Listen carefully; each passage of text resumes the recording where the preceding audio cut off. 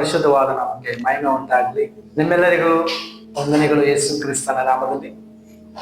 ಮತ್ತೆ ಈ ನೂತನ ವರ್ಷದಲ್ಲಿ ನಿಮ್ಮೆಲ್ಲರಿಗೂ ನೂತನ ವರ್ಷದ ಶುಭಾಶಯಗಳನ್ನ ನಾನು ತಿಳಿಸೋದಕ್ಕೆ ಅಪೇಕ್ಷಿಸ್ತಾನೆ, ಇಷ್ಟಪಡ್ತಾನೆ. ಕರ್ತನಾದ ದೇವರು ಈ ನೂತನ ವರ್ಷದಲ್ಲಿ ಮಾತಾಡುವಂತ ಕೆಲವು ವಿಚಾರಗಳನ್ನ ನಾವು ಧ್ಯಾನ ಮಾಡಿಕೊಳ್ಳಿಕ್ಕೆ ಹೋಗೋಣ. ಯೆರೆಮೀಯನು ಬರೆದ ಪ್ರವಾದನೆ ಗ್ರಂಥ 29ನೇ ಅಧ್ಯಾಯ 11ನೇ ವಚನವನ್ನ ನಾವು ಧ್ಯಾನ ಮಾಡಿಕೊಳ್ಳಿಕ್ಕೆ ಹೋಗೋಣ. ಆ ವಚನವನ್ನ ಧ್ಯಾನ ಮಾಡಿಕೊಳ್ಳೋದಕ್ಕಿಂತ ಮುಂಚೆ ನಾವು ಸ್ವಲ್ಪ ಸಮಯ ಪ್ರಾರ್ಥನೆ ಮಾಡಿ ವಚನವನ್ನ ಧ್ಯಾನ ಮಾಡಿಕೊಳ್ಳಿಕ್ಕೆ ಹೋಗೋಣ. ಮಹೋನ್ನತನು ಮಹೋನ್ನತನು ಮಹೋನ್ನತನು ಸರ್ವ ಸೃಷ್ಟಿಗೆ ಪಾತನ ತಂದೆಯಾದ ದೇವರೇ, ಅಪ್ಪ ನಿಮ್ಮ ನಾಮಕ್ಕೆ ಸ್ತೋತ್ರ, ನಿಮ್ಮ ನಾಮಕ್ಕೆ ಮಹಿಮೆ. ಅಯ್ಯ, ಮಾತಾಡುವಾಗಲೂ ನಾನಲ್ಲ ನೀವು, ಕಾರ್ಯ ಮಾಡುವಾಗಲೂ ನಾನಲ್ಲ ನೀವು. ದೇವರೇ, ನನ್ನ ಕುಂಬಾರನ ಕೈಲಿ ಜೇಡಿ ಮಣ್ಣು ಹೇಗೋ ಹಾಗೆಯೇ ನಿಮ್ಮ ಕೈಲಿದ್ದೇನೆಪ್ಪ. ಕರೆದಾತನ ನಂಬಿಗಸ್ತನು, ಅದಕ್ಕಾಗಿ ನಿಮಗೆ ಸ್ತೋತ್ರ. ಅಪ್ಪ, ನಿಮ್ಮ ನುಡಿಮುತ್ತುಗಳನ್ನ ನಮ್ಮ ಹೃದಯದ ಅರಿಗೆಗಳ ಮೇಲೆ ನೀವು ಕೆತ್ತಬೇಕಾಗಿ ನಿಮ್ಮಲ್ಲಿ ಪ್ರಾರ್ಥಿಸ್ತೇನೆ. ನಿಮ್ಮ ವಾಕ್ಯಗಳು ಕೇಳಲ್ಪಡುವಂತಹ ಪ್ರತಿಯೊಬ್ಬ ವ್ಯಕ್ತಿ ಆಶೀರ್ವದಿಸಲ್ಪಡಲಿ. ಕೇಳುವಂತ ಪ್ರತಿಯೊಂದು ವ್ಯಕ್ತಿಯ ಕುಟುಂಬವು ಆಶೀರ್ವದಿಸಲ್ಪಡಲಿ. ಈ ನೂತನ ವರ್ಷದಲ್ಲಿ ಎಲ್ಲರನ್ನ ಅಭಿಷೇಕಿಸಿ ಮುನ್ನಡೆಸಬೇಕಾಗಿ ನಿಮ್ಮಲ್ಲಿ ಬೇಡುತ್ತಾ ಯೇಸು ಮುದ್ದಾದ ನಾಮದಲ್ಲಿ ಬೇಡುತ್ತೇನೆ, ಜೀವಳ ತಂದೆಯೇ, ಆಮೆನ್. ಹಲ್ಲೆಲೂಯಾ. ದೇವರ ವಾಕ್ಯವು ಈ ರೀತಿಯಾಗಿ ದೇವರ ವಾಕ್ಯವು ಸತ್ಯವೇದದಲ್ಲಿ ಬರೆಯಲ್ಪಡ್ತಾ ಇದೆ. ಯೆರೆಮೀಯನು ಬರೆದ ಪ್ರವಾದನೆ ಅಂತ 29ನೇ ಅಧ್ಯಾಯ 11ನೇ ವಚನ. ಕರ್ತನಾದ ದೇವರು ಈ ರೀತಿಯಾಗಿ ಹೇಳ್ತಾರೆ, ಇವರಿಗೆ ಗತಿಯಾಗಲಿ ನಿರೀಕ್ಷೆ ಇರಲಿ ಎಂದು ನಾನು ನಿಮ್ಮ ವಿಷಯದಲ್ಲಿ ಮಾಡಿಕೊಳ್ಳುತ್ತಿರುವ ಆಲೋಚನೆಗಳನ್ನ ನಾನೇ ಬಲ್ಲೆನು. ಅವು ಅಹಿತದ ಯೋಚನೆಗಳಲ್ಲ, ಹಿತದ ಯೋಚನೆಗಳೇ. ನೀವು ನನಗೆ ಮರೆ ಹಿಡಿದಿರಿ ಎಂಬುದಾಗಿ ದೇವರ ವಾಕ್ಯದಲ್ಲಿ ನಾವು ನೋಡ್ತೇವೆ. ಇಲ್ಲಿ ಕರ್ತನಾದ ದೇವರು ಯೆರೆಮೀಯನ ಮುಖಾಂತರವಾಗಿ ತನ್ನ ಜನಾಂಗಕ್ಕೆ ದೇವರು ವಾಗ್ದಾನ ಮಾಡ್ತಾ ಇರುವಂತ ಈ ವಾಗ್ದಾನವನ್ನ ನಾವು ಧ್ಯಾನ ಮಾಡುವಾಗ ಈ ವಾಗ್ದಾನದಲ್ಲಿ ನಮ್ಗೆ ಕೆಲವು ವಿಚಾರಗಳು ದೇವರು ಗೋಚರ ಪಡಿಸ್ತಾ ಇರುವಂತದನ್ನ ನಾವು ನೋಡ್ತೇವೆ. ಇಲ್ಲಿ ಕರ್ತನಾದ ದೇವರು ಮೊದಲನೇದಾಗಿ ಹೇಳ್ತಾ ಇರುವಂತಹ ವಿಚಾರ, ನಿಮಗೆ ನಿರೀಕ್ಷೆ ಇರಲಿ. ಅದರ ಜೊತೆಗೆ ದೇವರು ಹೇಳ್ತಾ ಇರುವಂತಹ ವಿಚಾರ ಏನಂದ್ರೆ, ನಾನು ಮಾಡುವಂತ ಆಲೋಚನೆ ಅಹಿತದ ಆಲೋಚನೆಯಲ್ಲ, ಹಿತದ ಆಲೋಚನೆಯನ್ನ ನಾನು ಮಾಡುತ್ತೇನೆ ಎಂಬುದಾಗಿ ದೇವರು ಹೇಳ್ತಾ ಇರುವಂತದನ್ನ ನಾವು ನೋಡ್ತೇವೆ. ಪ್ರತಿಯೊಬ್ಬ ವ್ಯಕ್ತಿ ಈ ನೂತನ ವರ್ಷದಲ್ಲಿ, ನೂತನ ವರ್ಷದ ಪ್ರಾರಂಭದಲ್ಲಿಯೇ ಕೆಲವು ಆಲೋಚನೆಗಳನ್ನ ಮಾಡಿ, ತಮ್ಮ ತೀರ್ಮಾನಗಳನ್ನ ಮಾಡಿ ಅವರ ಜೀವಿತವನ್ನ ಮುನ್ನಡೆಸಲಿಕ್ಕೆ ಇಷ್ಟಪಡ್ತಾರೆ. ಒಂದು ಕಂಪನಿ ನೂತನ ವರ್ಷದಲ್ಲಿ ಹೊಸ ಪ್ರಾಜೆಕ್ಟ್ ಅನ್ನ ಮಾಡೋದಕ್ಕೆ ಇಷ್ಟಪಡ್ತದೆ. ಒಂದು ಸಂಸ್ಥೆ ನೂತನ ವರ್ಷದಲ್ಲಿ ಹೊಸ ಕೆಲಸವನ್ನ ಪ್ರಾರಂಭಿಸೋದಕ್ಕೆ ಇಷ್ಟಪಡ್ತದೆ. ಒಂದು ಕುಟುಂಬ ನೂತನ ವರ್ಷದಲ್ಲಿ ಹೊಸ ಏನಾದ್ರೂ ನಾವು ಮಾಡಬೇಕು ಅನ್ನುವಂತ ಪ್ರಯತ್ನ ಒಂದು ಕುಟುಂಬವು ಮಾಡ್ತದೆ. ಒಬ್ಬ ವ್ಯಕ್ತಿ ವಿದ್ಯಾಭ್ಯಾಸ ಮಾಡಿರುವಂತ ವ್ಯಕ್ತಿ ಆಗ್ಲಿ, ಮಾಡದೇ ಇರುವಂತ ವ್ಯಕ್ತಿ ಆಗ್ಲಿ, ಒಂದು ಆಲೋಚನೆಯನ್ನ ಮಾಡಿ ಮುಂದೆ ನಡೆಸುವಂತದನ್ನ ನಾವು ನೋಡ್ತೇವೆ. ಇಲ್ಲಿ ದೇವರ ವಿಚಾರದಲ್ಲಿ ನಾವು ನೋಡುವಾಗ ಯೇಸು ಸ್ವಾಮಿ ಹೇಳ್ತಾರೆ, ನಿಮ್ಮ ಆಲೋಚನೆ ಬೇರೆ, ನನ್ನ ಆಲೋಚನೆ ಬೇರೆ. ನಿಮ್ಮ ಮಾರ್ಗ ಬೇರೆ, ನನ್ನ ಮಾರ್ಗ ಬೇರೆ. ನಿಮ್ಮ ಆಲೋಚನೆಗಳಿಗಿಂತಲೂ ನಿಮ್ಮ ಮಾರ್ಗಗಳಿಗಿಂತಲೂ ನನ್ನ ಆಲೋಚನೆಗಳು, ನನ್ನ ಮಾರ್ಗಗಳು ಎಷ್ಟು ಉನ್ನತವಾಗಿದೆ ಎಂಬುದಾಗಿ ದೇವರು ವಾಕ್ಯದಲ್ಲಿ ಮಾತಾಡುವಂಥದ್ದನ್ನ ನಾವು ನೋಡ್ತಾರೆ. ಆಲೋಚನೆ ಅನ್ನುವಂಥ ವಿಚಾರಕ್ಕೆ ಬಂದಾಗ ಮನುಷ್ಯರ ಆಲೋಚನೆಗಳು ವಿಭಿನ್ನವಾಗಿರ್ತದೆ. ಎಷ್ಟೋ ಸಾರಿ ಮನುಷ್ಯನು ಆಲೋಚನೆಯನ್ನ ಮಾಡಿ ಆತನು ಒಳ್ಳೆಯದನ್ನ ಪಡೆದುಕೊಳ್ಳದೆ ನಷ್ಟ ಹೊಂದಿದಂತಹ ವಿಚಾರಗಳನ್ನ ನೋಡ್ತವೆ.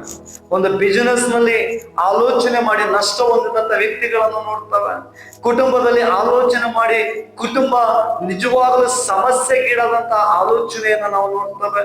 ಕೆಲವು ಸಾರಿ ಒಳ್ಳೆಯದಾಗಬಹುದು, ಕೆಲವು ಸಾರಿ ಒಳ್ಳೆಯದು ಇಲ್ಲ ಅಂತ ಅಲ್ಲ ನನ್ನ ಉದ್ದೇಶ.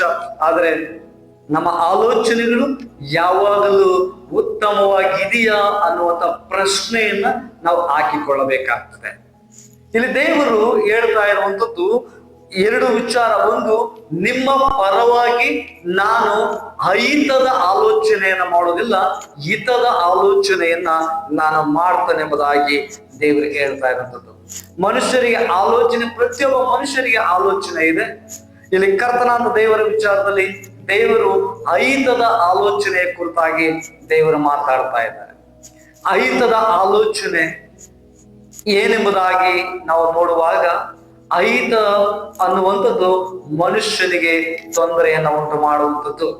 ಅಹಿತ ಅನ್ನುವಂಥದ್ದು ಮನುಷ್ಯನ ಜೀವನವನ್ನ ನಾಶನದ ಮಾರ್ಗಕ್ಕೆ ತೆಗೆದುಕೊಳ್ಳುವಂಥದ್ದು.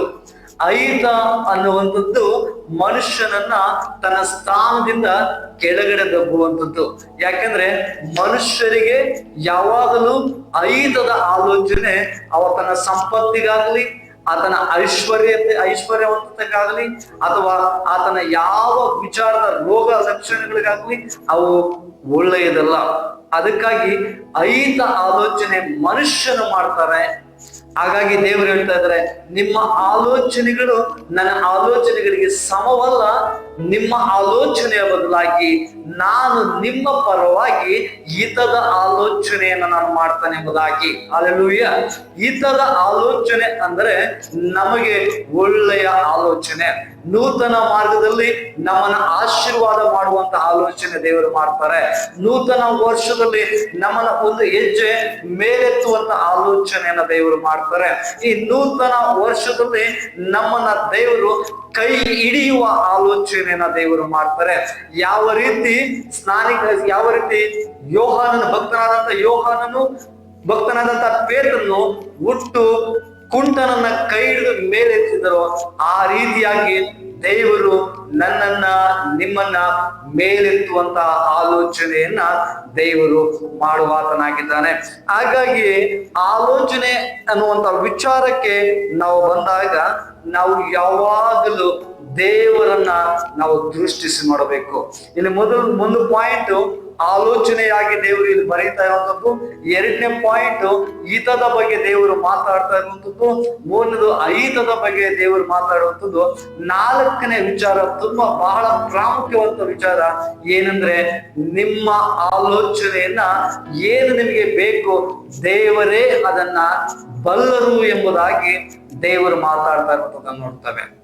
ಒಂದು ಮನುಷ್ಯನು ತನ್ನೊಳಗೆ ಆಲೋಚಿಸಿದರೆ, ಚಿಂತೆ ಮಾಡಿದರೆ, ಯೋಚನೆ ಮಾಡಿದರೆ ಅದು ಅವನಿಗೆ ಮಾತ್ರ ಗೊತ್ತಿರ್ತದೆ.